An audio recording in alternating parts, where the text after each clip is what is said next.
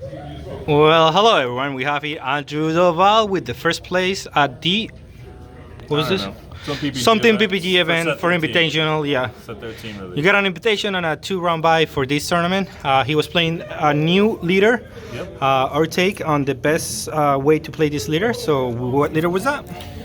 King Vegeta. So yeah, this guy is basically revolves around the field.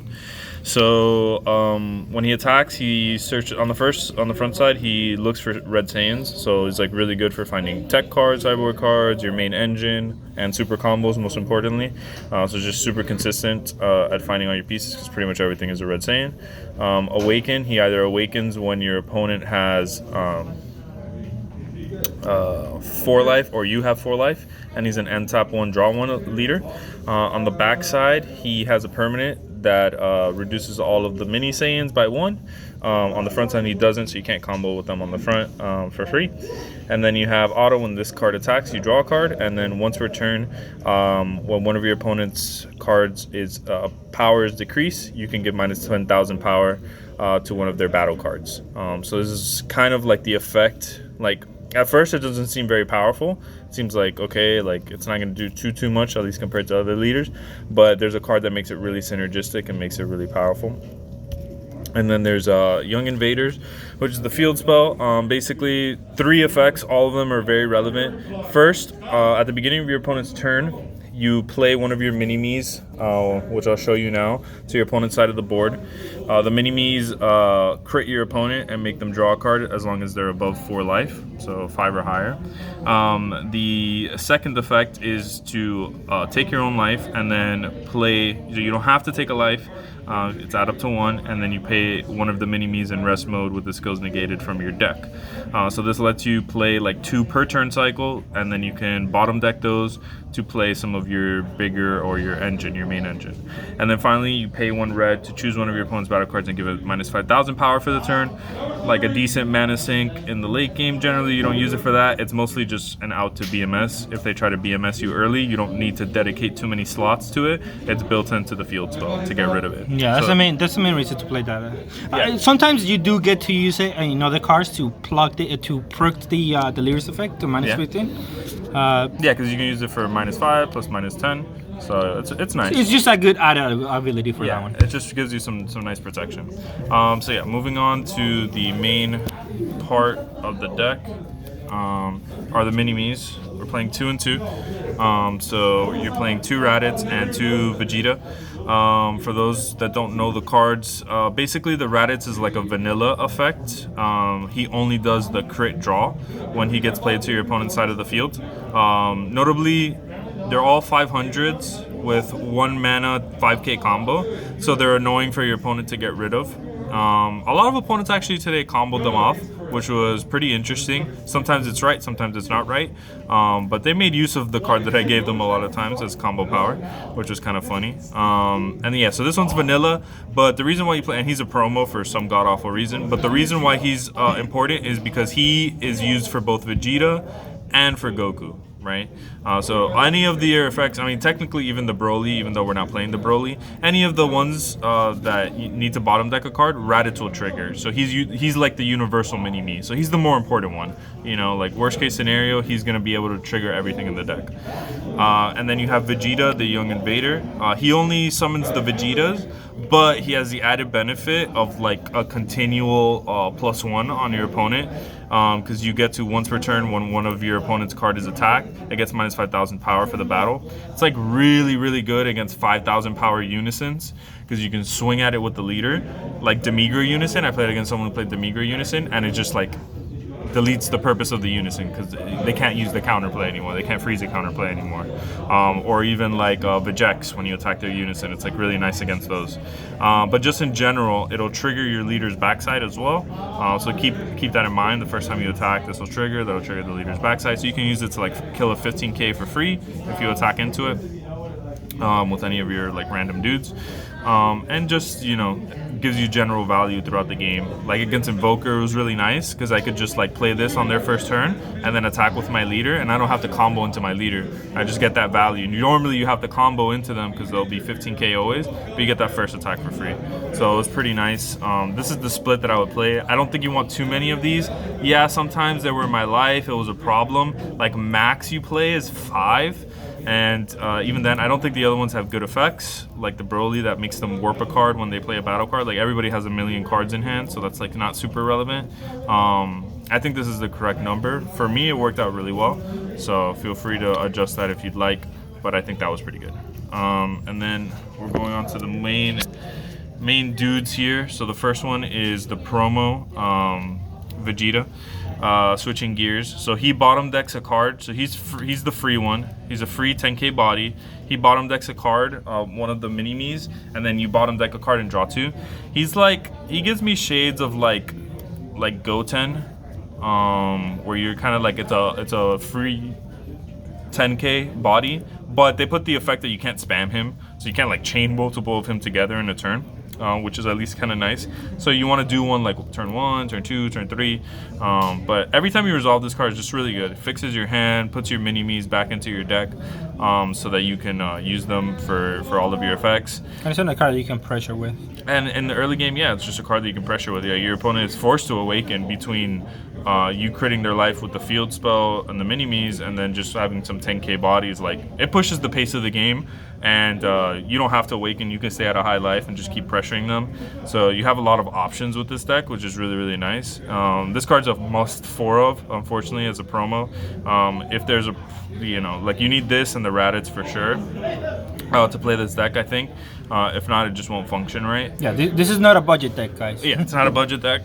I was thankful enough to have lucky enough to have the cards for this event. But yeah, definitely this is a wallet deck. At least until, later on, maybe after more locals have fired, more TPs have been in circulation, it's going to be really expensive. But yeah, this card's very, very good. Super overperformed. Every game that I saw this card is just like a blessing to have it in the hand, because it's just so good. Just getting you another big thing is I'm playing a package of Bond 3 Red Saiyans, and this just being a Red Saiyan that you get to play for free helps you trigger the Bond 3. Super important. So without it, like, that package just doesn't even function really. You have 4 of the Vegeta next level. Just super important. This is the best one. Unfortunately, it has unique, but I guess for a good reason, because in multiple they're just kind of overwhelming. They're 19k crit bodies that when they come into play, look at the top 5 for a Red Saiyan with an energy cost of 5 or less. Yeah, that's also the King Vegeta is also Red Saiyan 5 or less, but that's fine because everything in the deck is 5 or less. There's nothing more expensive. And then a red unison card of cost of 1, but we don't play that one because it's terrible. And yeah, just a 19k crit pressure is just great. You drop this turn 1 or turn 2, whatever, you just start attacking and you get free value. It's just a 2-for-1. You crit a life and you draw a card when you play this guy. So just insane. Really, really good. You have your Goku, also extremely good. Just make sure you get the most out of him. It's easy to forget the untap effect.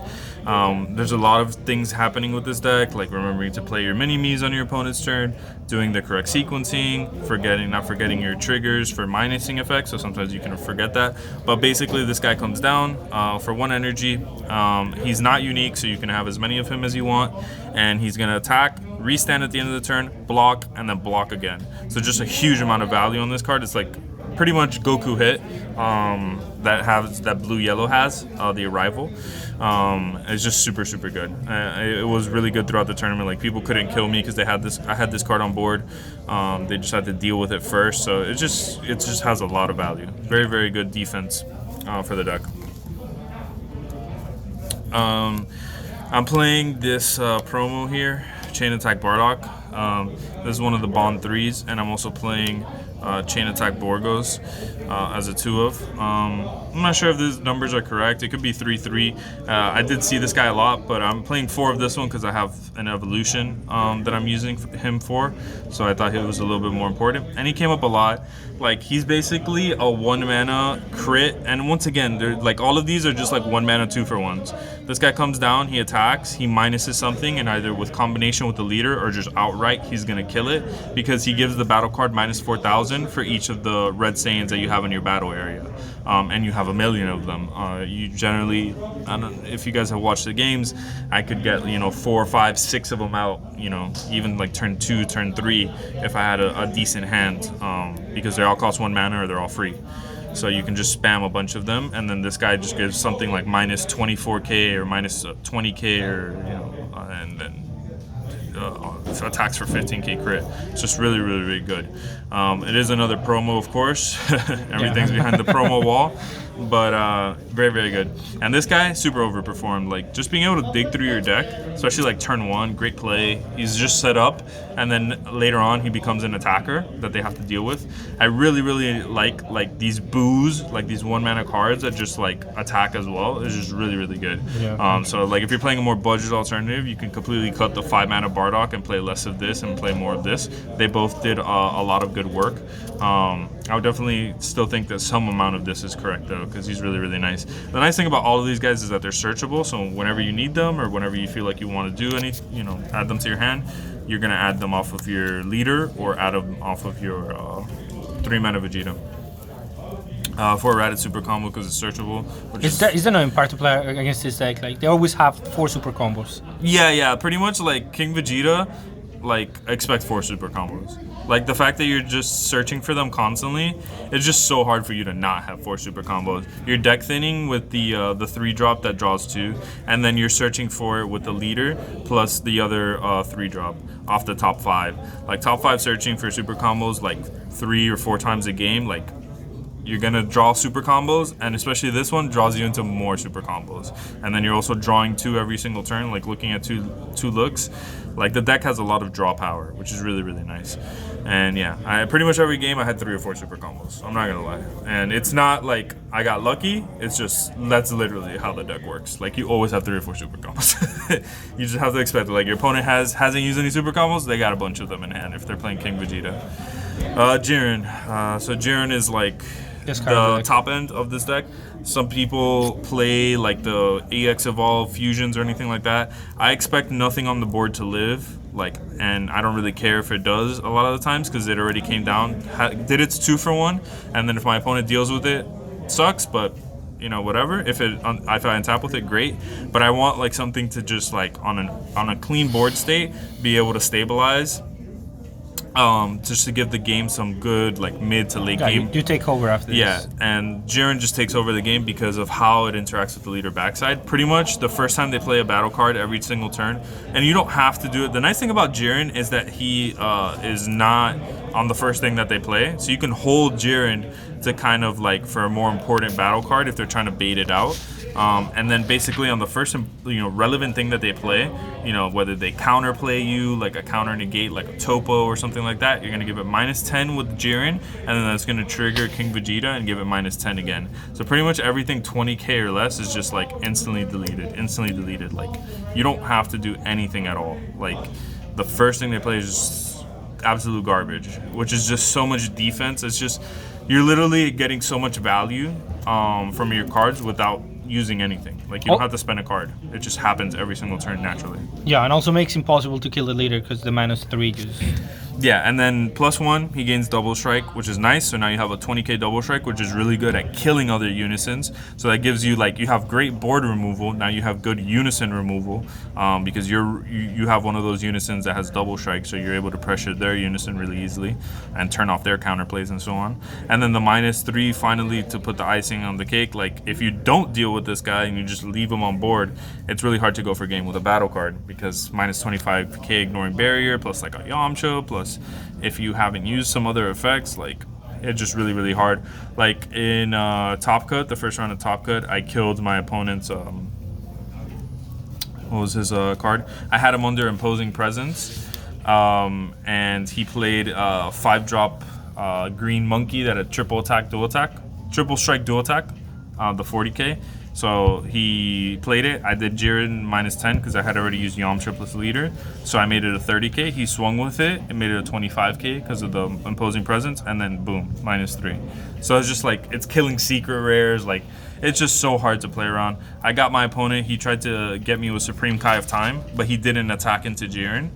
So when he played the Supreme Kai of Time, I go Yamcha minus 15, minus 3 activate battle, give it minus 40. Like, it's just... It's so hard. It's gonna eat up so much value, and I think it's just the way to play this deck. Like, it's just perfect. It's perfect for this deck. Definitely the best card of the super deck. overperformed. Like, won pretty much every game you come down, which is all you got to do is play this guy, and you're gonna go really nice. Yamcha is just super good. Again, you're just minusing everything left and right, so your opponent never has a real board. And then King Piccolo, just a nutso card. Once you have the Jiren Unison out, you're just getting free 20k double strikes. Important interaction between this card and the field spell. You cannot activate. Oh yeah, that's another thing. The field spell has a restriction where the field spell has a restriction where if you use the effect to play a mini-me on their side of the board, you can't activate your counterplays.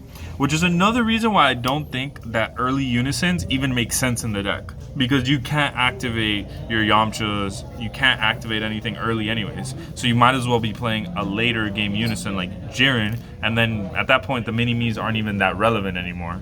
So you're just free to just not play one in Yamcha. But in the early turns of the game, you still need to get those cards out of your hand, and that's still the most efficient play. So I don't think an early Unison even makes sense in the deck. But yeah, you can't play this one, and you can't play Topo, which I'm also playing Topo. So just keep that in mind, because those are really the only battle cards you play on your opponent's turn, and neither of them are Red Saiyans. So just keep that in mind. 3 Violent Rays, 3 Vegetas Imposing Presence. That's the split that I went for in the main. I sided the 4th of each of them. But yeah, this card is like absolutely just so good, so good. Like having a red free bean that like minuses 10 on the first attack, like it's like Wolfang Fist on steroids. I feel like it's just so good. It's locked to mono red Saiyan leaders, so at least King Piccolo doesn't have access to it, so that's one big advantage over playing King Vegeta over King Piccolo. And then Violent Rays is just mostly to respect Dark Broly. If you see this card against Dark Broly, like you're in the money. If you don't see the card, you're in for a rough time, as it generally goes against that guy, against that deck, because they can't really interact with this. You got 2 Topos. I just wanted some access to more defense when I went second. I found that it actually did a lot for me because it was the bridge for me to not take too much damage from turn 2 to turn 3, and then once I got my Jiren out and awoken, it was just really hard for my opponents to win from there. So it was really nice going second to just have a Topo on turn 2. If I felt like, I'm just giving my opponent more cards to kill me if I try to go aggressive, I can just hold my awakening and just play this on turn 2 to just kind of bridge the gap. 2 Frieza's Death Ball. Super good. Your deck is mono red and you push really well. Synergizes with the leader again. You minus 10, now you give it minus 20. Like it's all of a sudden it's already a 25k combo, so it'll be a 35k combo. It's just your opponent, 1 mana, yeah. for one mana, it's just so much value. I killed a lot of people with this card. They're just like, yep. Once they saw me tap in energy for this, they knew they could never out combo anymore. So just really solid card. You can't use it on the Unison, but that's fine because it goes on everything else, which is really good. 2 of this guy. You have enough removal, so you don't need to play Secret Identity. You have enough ways of getting double strike because you basically play, this is one of your overwhelms and the Piccolo is one of your overwhelms, and the Piccolo is already the double striker. So having one that's like a dual attacker gives you a nice little flexibility. So this is probably where you want to be for the red decks in general. And yeah, this guy's just a house. He's really good at winning the game. For the 1-0s, we play this Secret Rare, Champa, and one of this guy. So this is the guy that you use with the chain attack package. So what he does is you EX evolve over the 1-drop Bardock, then he looks at the top 7 and dumps a Bardock's crew into your drop area, and then every turn he attacks, He's going to revive one of the Bardock's crew from the drop area, and then pump 2 of your Saiyans by 5k. So the really good part about this card is just like in any type of red mirror, like Barrier is really, really good. Barrier is really good in general, but like against like red or green, he's gonna be really, really nice because you can just get that barrier threat down, and then every single turn is just value. Like if they don't deal with this guy, they're gonna lose because it's just an engine, you know. Like if you have Jiren going plus this guy going, they're just not gonna win because you're gonna revive Borgos, he's gonna draw you a card, or revive another Bardock, and then that Bardock's killing something when it attacks. It's just too much value, and then he's also pumping your battle cards. So very, very good. I think I played 1 in the main and I played 1 in the side. You could probably just keep it at 1, but 2's fine as well. It was really, really nice. It's also a 10k combo, which sometimes that's a negative. But it did come up actually in a lot of situations where I was pushing for a game. It actually helped that it was a 10k combo, so there's that.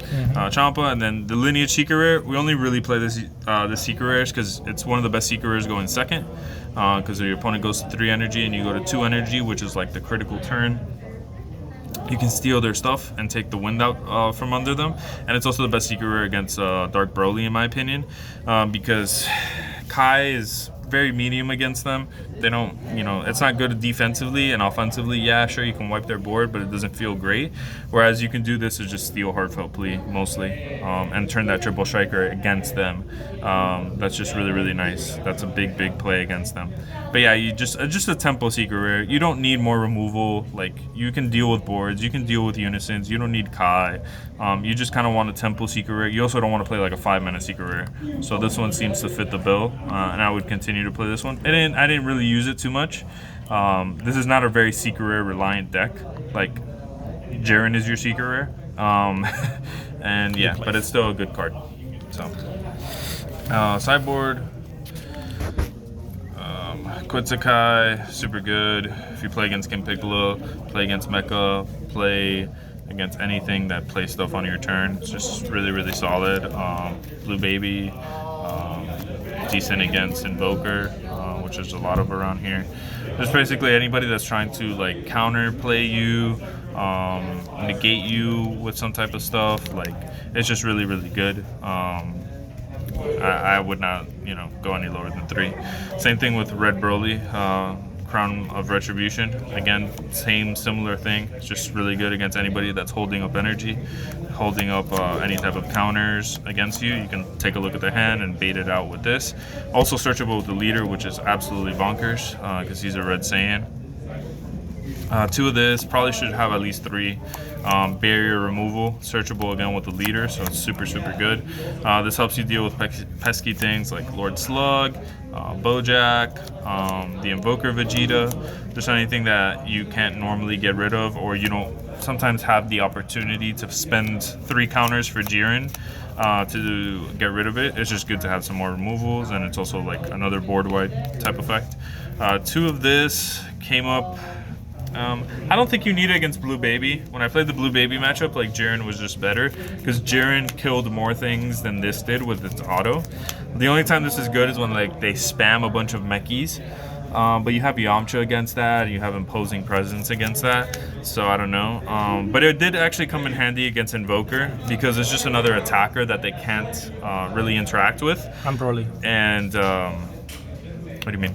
The Green Broly. Oh yeah, and against Green Broly, it helped with the hand destruction too. Another thing that they couldn't like just kill with their like leader attack.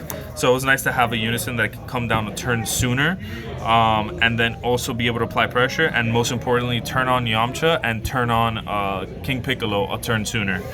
So that did come up quite often. I still think Jiren is by far the better unison for the deck, but there's some matchups where you want 6 unisons, and it may even be possible where you want 3 of this and 3 of the Jiren, so you can maybe sideboard 3 of this, sideboard out 1 Jiren, and bring in 3 of this. For those particular matchups, you have to figure that out on which ones, but those are 2 where I really having this guy on turn 2 completely changed the game, because I was just able to just keep my hand full keep the pressure on board, and be able to just king pick a little sooner. That double strike early is just really, really good. Another one of these, again, just a tech thing, not super interesting. Meki Kabura, again, just another like shout out to Invoker, shout out to Dark Broly, just a one of. I don't want to fill my deck with too many non-red, non-Saiyan cards, because then you could like miss off of your effects, and if you ever miss off your effects, I never missed once today off of my leader attack or off of my next level. I kept the Saiyan count to like well above 85% of the deck, I think. So it was still fine, but I don't think you want to overload on this effect. 1, max 2, you can't even charge this one, so you have to be very careful, especially if you're trying to bring in Koitsukai and Meki in the same against the same matchup. Then you're going to see some problems, so be very careful on that. So I kept it to just like 4. 1, 1, 1, just to round out. I never used the third topo. I think 2 is more than enough.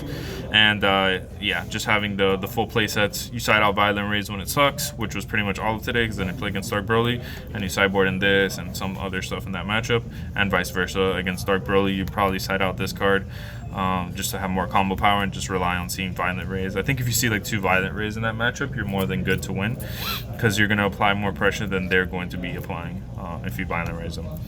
And yeah, that's going to be that's the deck profile there. Shout out to Universe Z, all the boys, Figs, Marquise. Miss you guys. Can't wait to see you guys in the next event. Shout out to everybody who came out to the event. It was a really fun one. I had a blast. Definitely this deck is my favorite deck right now. Had a ton of fun playing it. And yeah, can't wait for the next event to see everybody.